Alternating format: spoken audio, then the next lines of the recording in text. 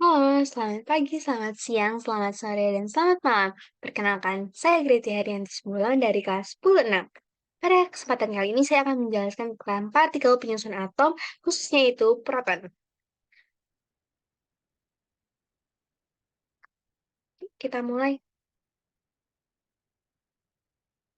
Apa sih itu proton? Proton adalah salah satu partikel subatom yang membentuk inti atom. Proton memiliki muatan positif dan memiliki massa yang hampir sama dengan massa neutron, yang juga merupakan partikel subatom. Proton dan neutron bersama-sama membentuk inti atom, sedangkan elektron ini mengelilingi inti di dalam lapisan kulit atom. Lalu, apa sih atom? Dari tadi kan atom, atom, atom. Dan tuh struktur intinya itu apa sih? Jadi, atom itu adalah unit terkecil unsur kimia yang mempertahankan sifat-sifatnya, dengan inti atom di pusat yang mengandung proton dan neutron, serta elektron yang bergerak di sekitarnya yang mengelilinginya. Atom itu bersifat netral karena jumlah proton di intinya sama dengan jumlah elektron yang mengelilinginya. Sedangkan inti atom itu adalah bagian terpadat dan paling berat dari atom. Struktur inti atom terdiri dari proton dan neutron. Nah, sebelum kita mengetahui sifat-sifatnya, kegunaannya dalam teknologi, lalu, eee, ciri-ciri uniknya, kita harus tahu dulu penciptanya, bagaimana prosesnya ditemukan, menggunakan apa. Jadi mari kita tonton tentang Discovery of Protons.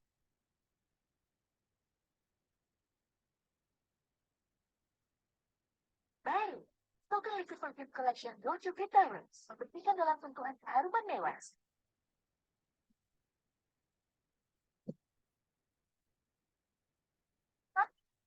Hi there, I just came across sport by Albert Einstein. The important thing is to not stop. Yes, and that's exactly what we've been trying to do. One discovery led to another discovery. And do you know what that resulted in? The discovery of subatomic particles. In 1897, J.J. Thomson discovered negatively charged particles, or electrons. But the confusion was, how can atoms and systems consist of negatively charged particles? Listen, was cleared by the results of the experiment performed by a German physicist, Eugene Goldstein, March 1929.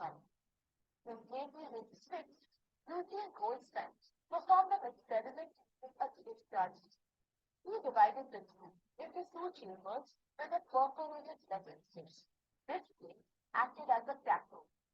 An anode was placed at the other end of the first chamber. A small amount of residual gas was present in the anode and the cathode. When he applied both, cathode rays began to move from the cathode to the anode, and when they struck a gap molecule of residue, it emitted charged particles. These particles moved towards the cathode, but cathode, and produced a chip at the back of the cathode. Since they moved from anode to cathode, they were called anodes. Goldstein later tested. He observed that in the presence of a detector produced CFR, they deflected away from the positive charge. This indicated that the particles were positively charged. Hence, he concluded the anode rays were composed of positively charged particles. However, he didn't fully understand what he had discovered. It was many years later in 1920 that Rutherford performed different experiments and concluded that these positively charged particles were protons. Protons are positively charged subatomic particles carrying a unit positive charge and mass equal to the mass of a hydrogen atom. Many such discoveries were made with the final structure of an atom. Just like in science, this is also the physics and keep asking practical questions. Until next time.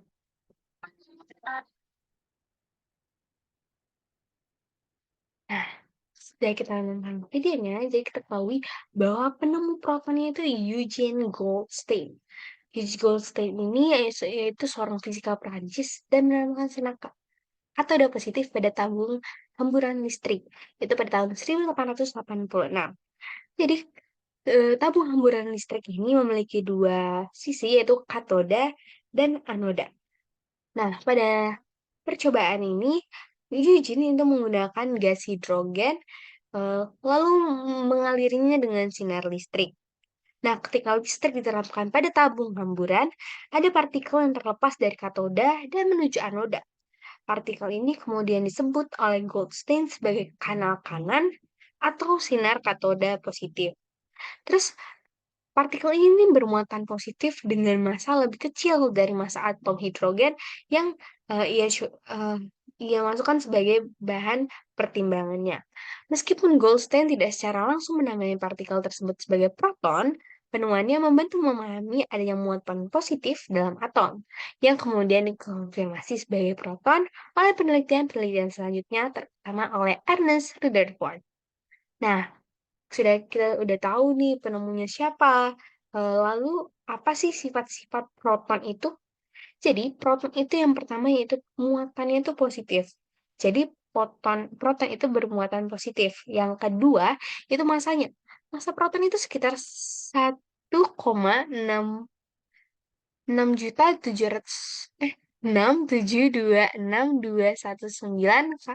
kali 10 pangkat min 27 kilogram. Yang ketiga itu lokasi di inti atom. Eh, ini terdapat di inti atom bersama-sama dengan neutron. Yang keempat itu quark. Terdiri dari atau tersusun dari 3 quark. Yang kelima itu tidak berpindah tempat. Proton itu cenderung tidak berpindah tempat dalam inti atom. Dia hanya berada dalam satu titik di inti atom itu. Yang keenam itu respon terhadap medan magnet. Eh, Proton ini berinteraksi dengan medan magnet. Yang ketujuh yaitu menentukan identitas unsur. Itu jumlah proton menentukan identitas unsur kimia. Yang kedelapan partikel baryon, termasuk dalam kategori partikel baryon si proton ini. Selanjutnya yaitu struktur proton. Yang pertama itu terdiri dari 3 quark. Yang kedua modelnya parton. Yang ketiga interaksinya kuat. Yang keempat, distribusi momentum quark. Yang kelima itu spin quark. Yang keenam, momental inersia quark. Yang ketujuh, distribusi muatan positif. Nah, peran proton dalam stabilitas atom tuh apa sih? Jadi, perannya itu ada 5. Yang pertama, menentukan unsur. Jumlah proton dalam unsur kimia ini jumlah proton itu sangat menentukan unsur kimia. Yang kedua yaitu muatannya positif. Ini berkontribusi pada muatan positif inti atom. Yang ketiga, interaksi elektromagnetik.